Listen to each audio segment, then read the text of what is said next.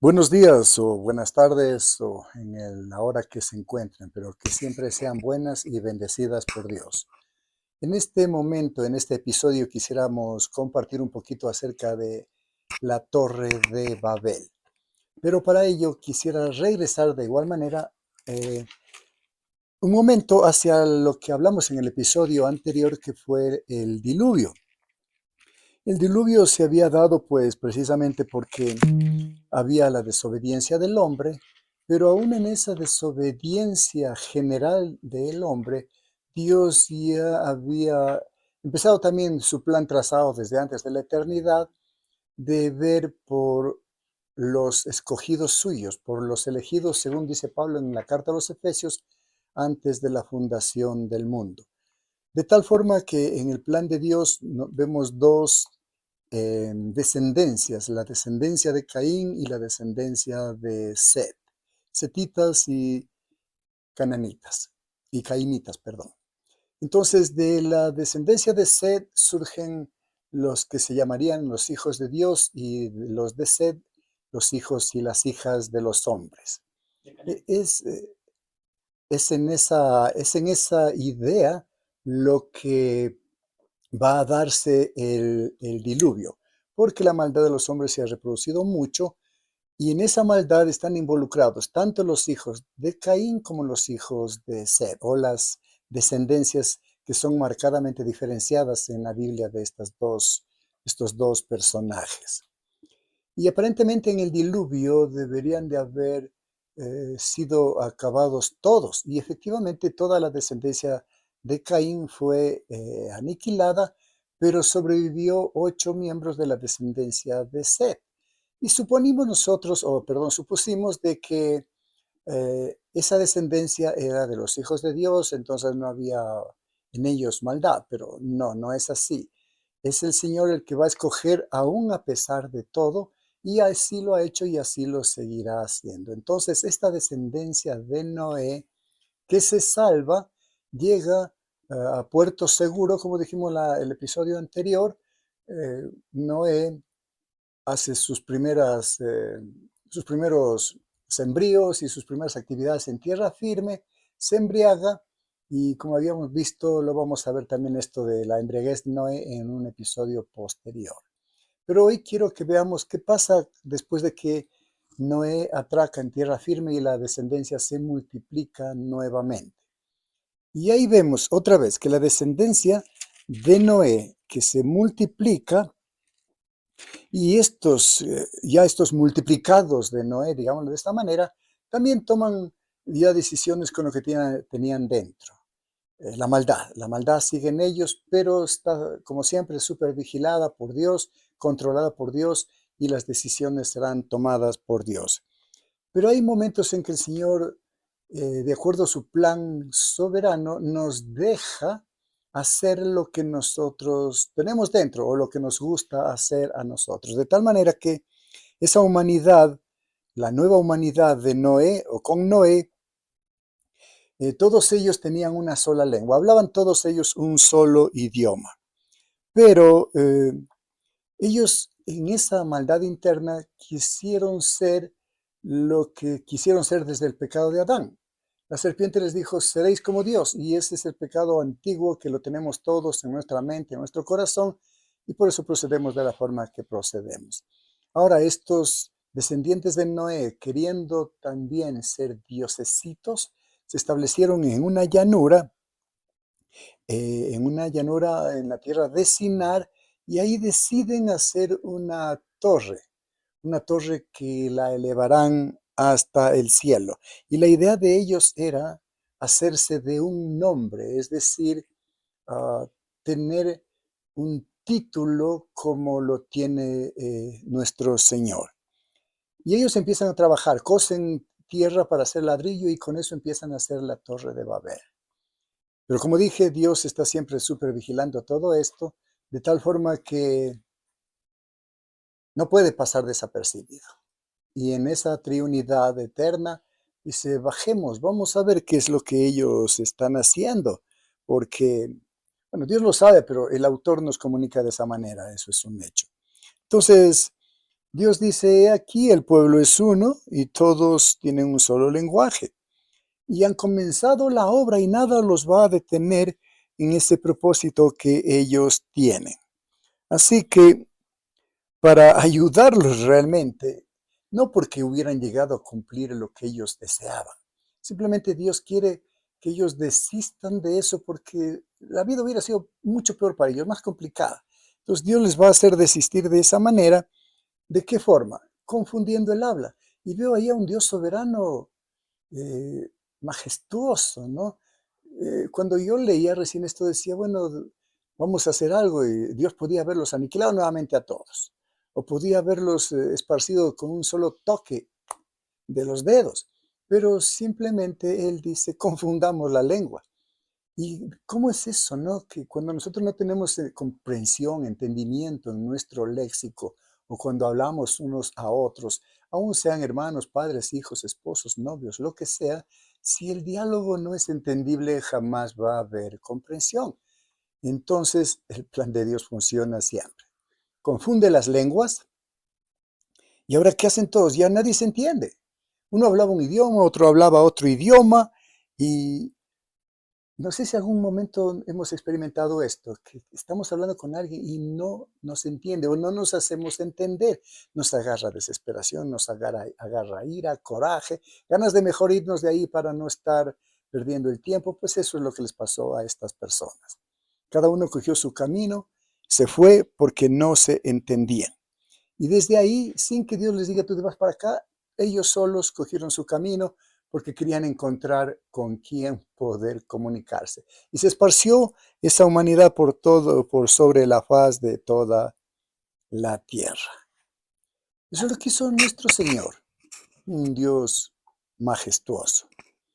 Majestuoso, pero siempre con una finalidad, cumplir su propósito.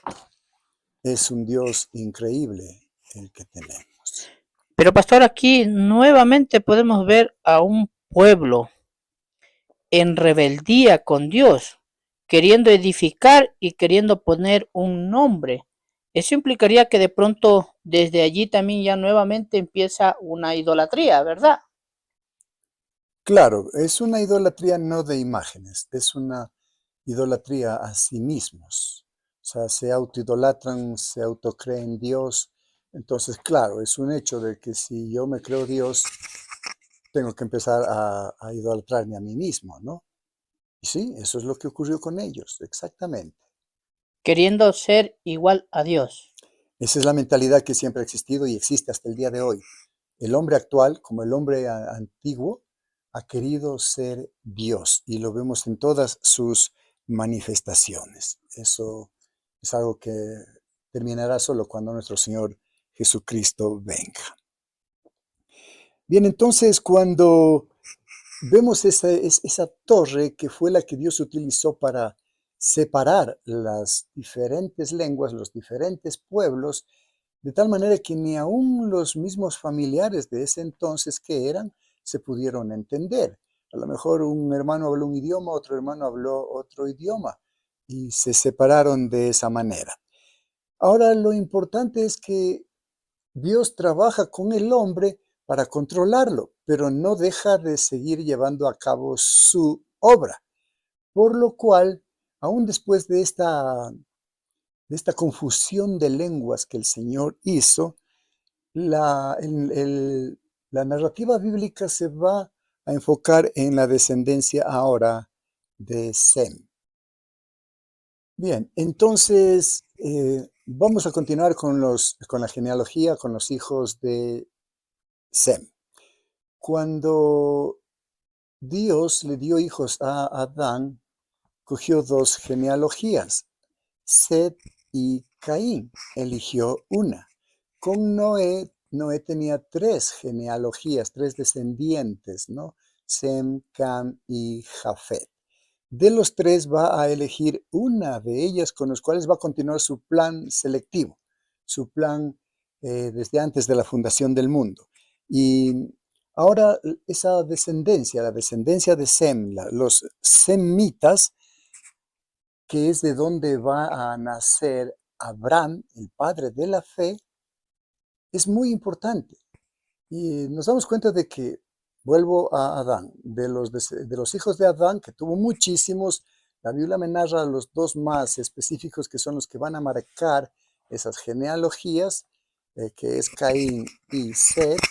Vemos lo mismo con Noé, que tiene tres, pero el Señor va a elegir también dos. Set es la descendencia de donde va a venir Abraham, y Cam, que es de donde va a venir los cananeos, que va a ser siempre ese paralelismo del pueblo de Dios, el pueblo escogido, y el pueblo que no es escogido simplemente, pero Dios lo va a preservar para los fines que Él tiene en mente. Es así que de Sem nosotros podemos ver que luego del diluvio, pensaríamos nosotros de que todos ellos aprendieron la lección, pasaron algo muy feo, muy absurdo, muy tonto, podríamos decir, pero no aprendieron la lección.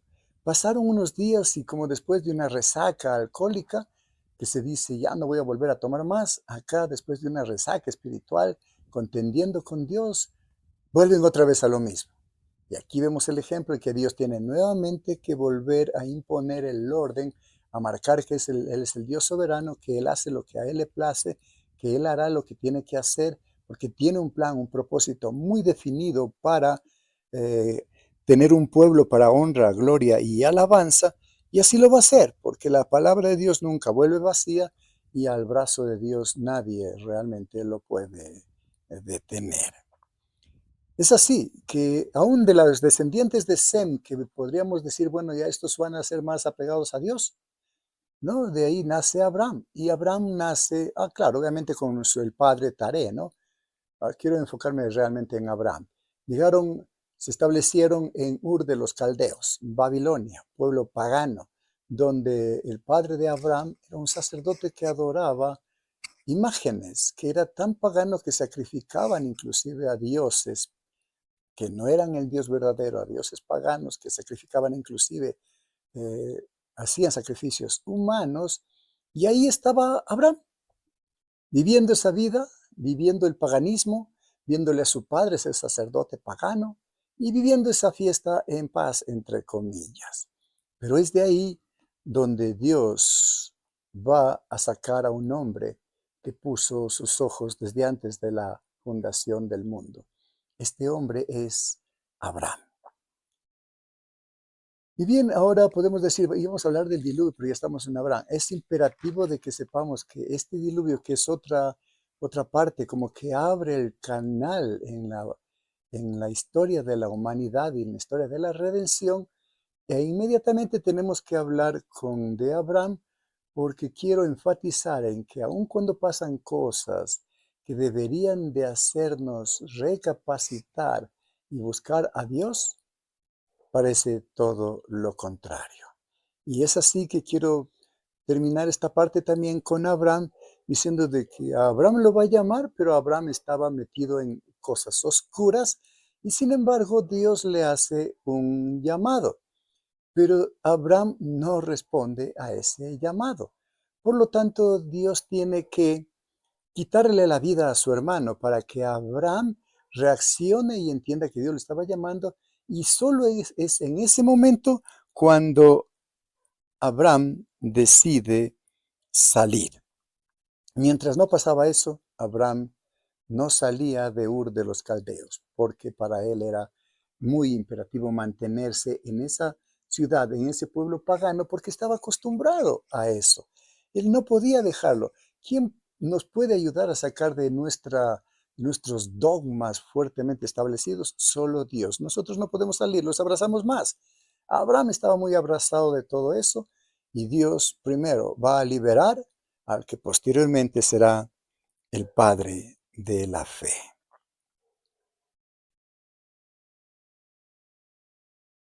Aquí podemos ver a Dios nuevamente actuando a favor de un pueblo, de querer formar un pueblo que en realidad le sirva y le obedezca.